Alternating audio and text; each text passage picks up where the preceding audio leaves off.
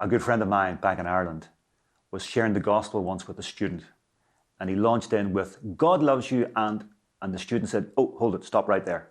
3 quick questions. Does God exist? What is love? And who am I?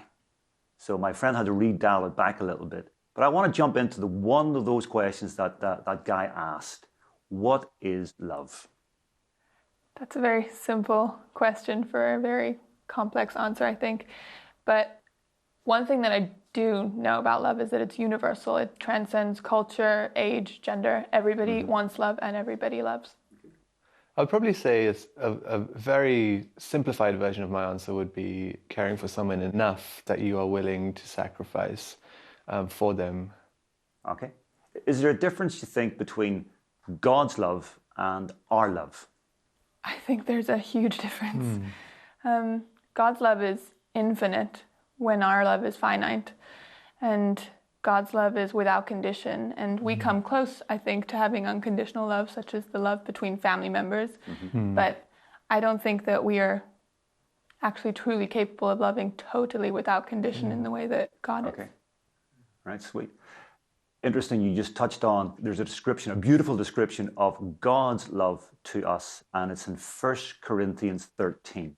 I think it would be cool if perhaps we could read that, because it just describes perfectly what God's love is like to us. Sure, I'll read that. Love is patient, love is kind. It does not envy, it does not boast, it is not proud. It does not dishonor others, it is not self-seeking, it is not easily angered. It keeps no record of wrongs. Love does not delight in evil, but rejoices with the truth. It always protects, always trusts, always hopes, always perseveres. Love never fails. Pretty cool, eh? So that's kind of a beautiful description of God's love to us, unconditional. But if I'm honest, we sometimes struggle to accept that. Do you also perhaps do that? That to receive that love, is it really that good? So how do you cope with that? For me personally, it is something that I struggle with because it's a hard thing to accept because it's such an impossible thing to reciprocate. I am never going to love God in the same way that he loves me. So it feels in a strange way like an uncomfortable feeling of failure.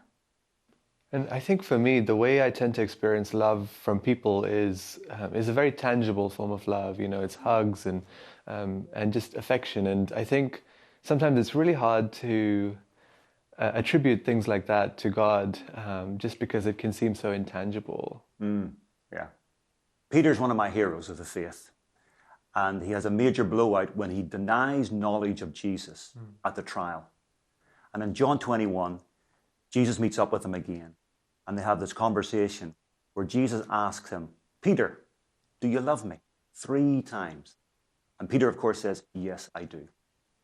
But the beautiful thing in that conversation that sometimes is missed is Peter did not doubt for once that Jesus loved him. And we have confidence today that God's love for us is rock solid.